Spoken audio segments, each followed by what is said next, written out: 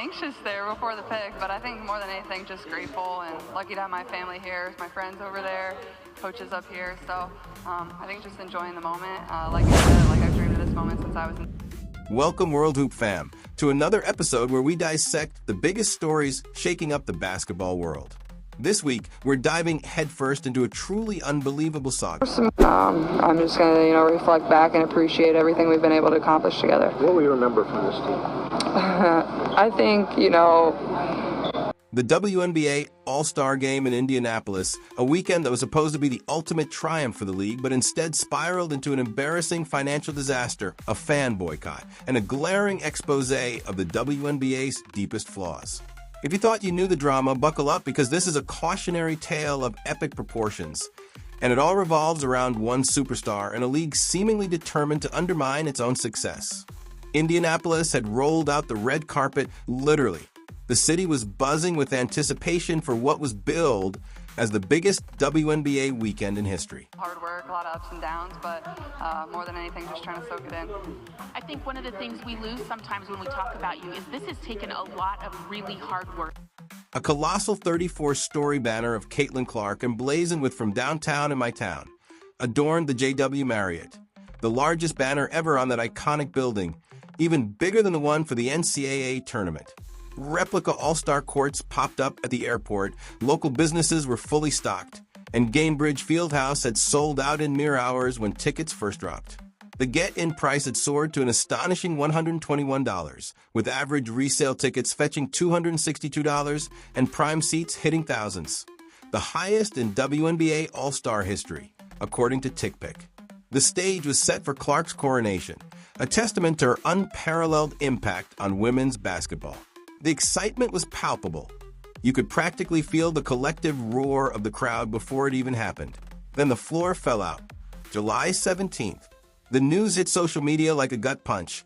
Caitlin Clark would miss both the three-point contest and the All-Star game due to a groin injury. In real time, you could watch the market panic. Those $262 average prices crashed to a shocking $64 within hours. That's a mind-boggling 75% drop in value.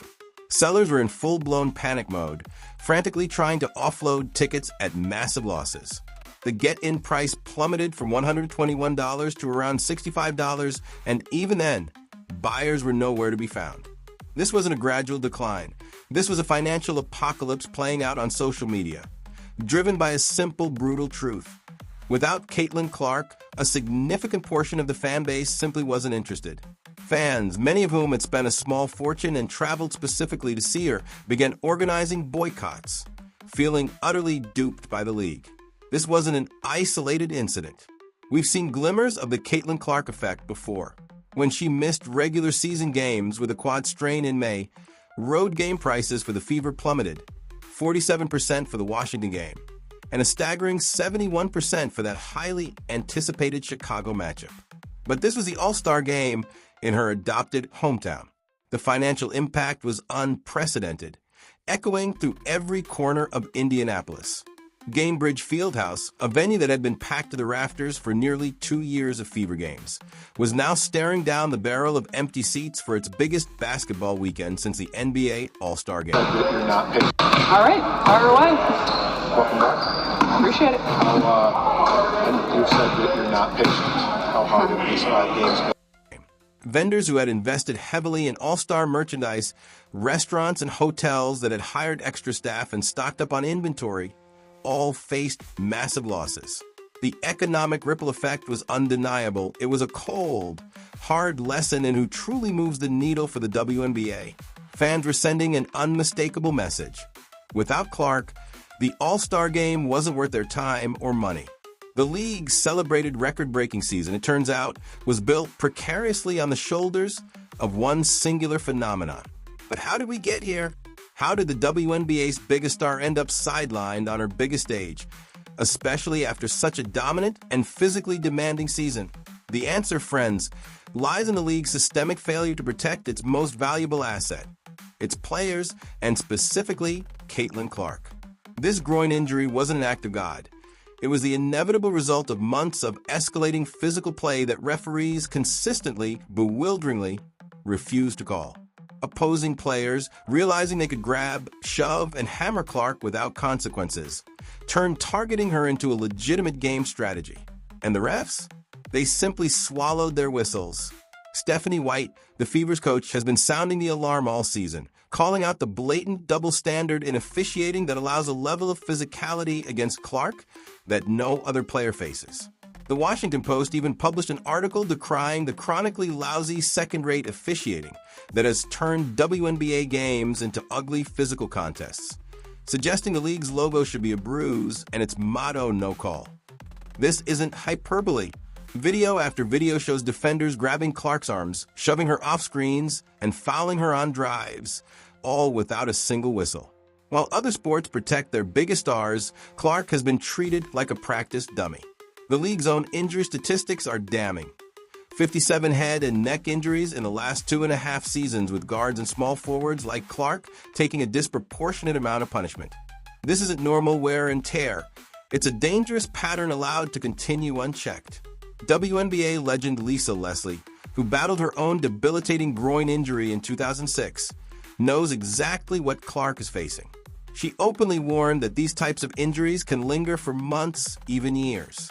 This isn't bad luck, it's a predictable outcome of a league that refuses to protect its most valuable player. Every uncalled grab, every ignored shove, every foul that went unwhistled built up to this devastating moment, costing the WNBA millions in revenue and exposing their utter failure in game management. As fans organized boycotts and ticket sales crashed in real time, all eyes turned to Commissioner Kathy Engelbert. This was her moment to address the crisis, to take accountability for the officiating failures that led to Clark's injury. What did we get instead? The quintessential sanitized corporate non-answer. Engelbert called a meeting with over 40 players, productive and constructive, emphasizing shared goals, while completely sidestepping the core problem. Fans didn't want to hear about productive meetings. They wanted accountability for the refs, who let Clark get beaten up all season. They wanted concrete changes to protect players.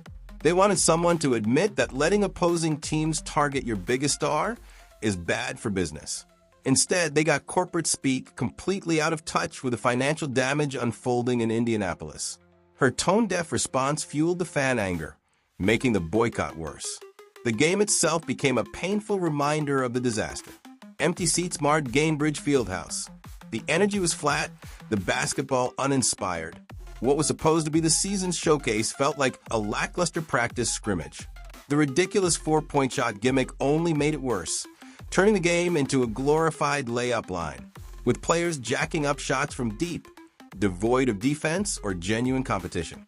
The most talked about moment of the weekend? The New York Liberty's mascot, yes, a mascot, openly recruiting Clark during All-Star festivities. Think about that.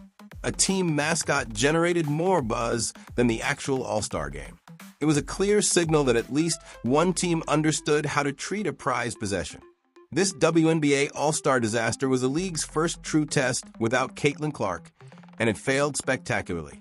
It laid bare just how much the league's newfound interest and financial success are tethered to one player's undeniable star power. The empty seats, the crashing ticket prices, the furious fan reactions. This wasn't just about missing one player. It was about a fundamental disconnect between what fans want and what the WNBA is currently delivering.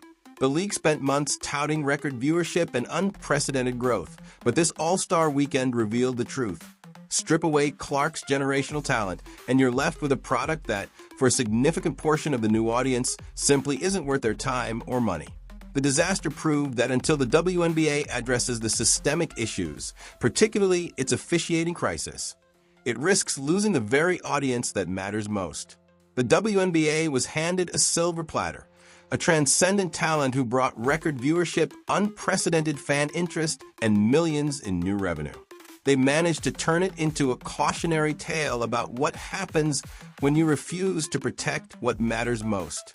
Poor, officiating, tone-deaf leadership and a blatant disregard for fan expectations created this mess. This All-Star disaster isn't the end of Caitlin Clark's story. It's a loud, clear demand from fans for a league that desperately needs to change. What do you think, World Hoop community? Will the WNBA finally learn its lesson from this incredibly expensive and embarrassing All-Star weekend?